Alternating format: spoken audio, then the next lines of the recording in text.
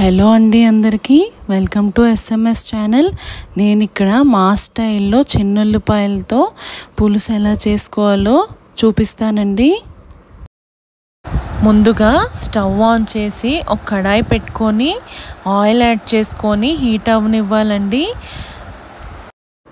Oil మరిగిన తర్వాత ఆవాలు, జీలకర్ర, మెంతులు, కరివేపాకు అండ్ గ్రీన్ చిల్లీస్ కూడా యాడ్ చేసుకొని వేగనివ్వాలి. వెల్లుల్లిపాయలు కూడా యాడ్ చేసుకొని బాగా కలుపుకోవాలి. అలా తాలింపు వేగిన తర్వాత ముందుగా తరిగి పెట్టుకున్నాం కదండి ఉల్లిపాయ ముక్కలు, అవి యాడ్ చేసుకొని కొంచెం వేగనివ్వాలి. ఆ ఉల్లిపాయ వేగిన తర్వాత ముందుగా కట్ చేసి పెట్టుకున్న టమాటా ముక్కలు కూడా యాడ్ చేసుకొని 1 టేబుల్ స్పూన్ సాల్ట్ కూడా యాడ్ చేసి వేగనివ్వాలి.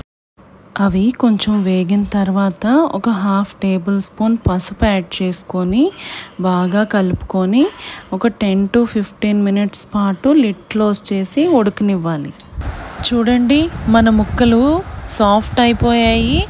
ఇప్పుడు మనం ముందుగా తరిగి పెట్టుకున్నాం కదండి ఆనపకాయ ముక్కలు, అవి కూడా యాడ్ చేసుకొని బాగా కలుపుకోవాలి.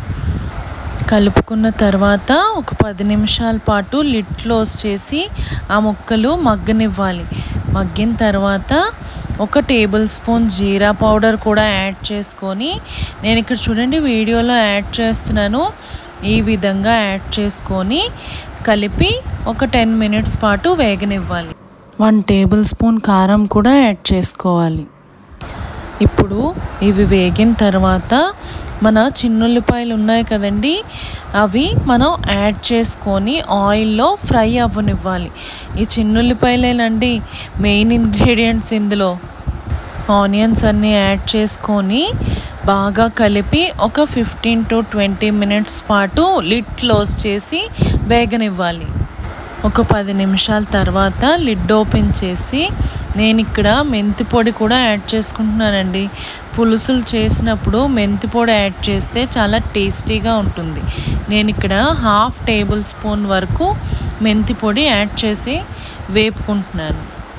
ఇక్కడ ఇవి కొంచెం ఫ్రై అయిన తర్వాత నేను చింతపండు యాడ్ చేసుకుంటున్నాను.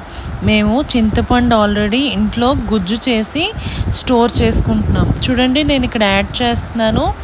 మనకి ఎంత పులుపు కావాలో అంత యాడ్ చేసుకోండి చాలు. మరీ ఎక్కువైపోయినా బాగోదు, తక్కువైపోయినా కూడా బాగోదండి. కరెక్ట్గా పులుసుకి ఎలా వేసుకోవాలో అలా వేసుకుంటే చాలా టేస్టీగా ఉంటుంది. నేను ఇక్కడ కొంచెం బెల్లం కూడా యాడ్ చేసుకుంటున్నాను. మరీ స్వీట్గా అయిపోకూడదు. కొంచెం మరిగిన తర్వాత ఇంట్లో ప్రిపేర్ చేసుకున్నామండి మసాలా పౌడర్, అది యాడ్ చేసుకుంటే మనకి పులుసు కన్సిస్టెన్సీ అనేది కొంచెం చిక్కబడుతుందండి. ఈ మసాలా రెసిపీ కూడా మీకు కావాలనుకుంటే నాకు కామెంట్ సెక్షన్లో చెప్పండి. నేను ఆ మసాలా రెసిపీ వీడియో కూడా తీసి నేను మన ఛానల్లో అప్లోడ్ చేస్తాను. ఇక్కడ చూడండి, మన పులుసు అనేది రెడీ అయిపోయింది.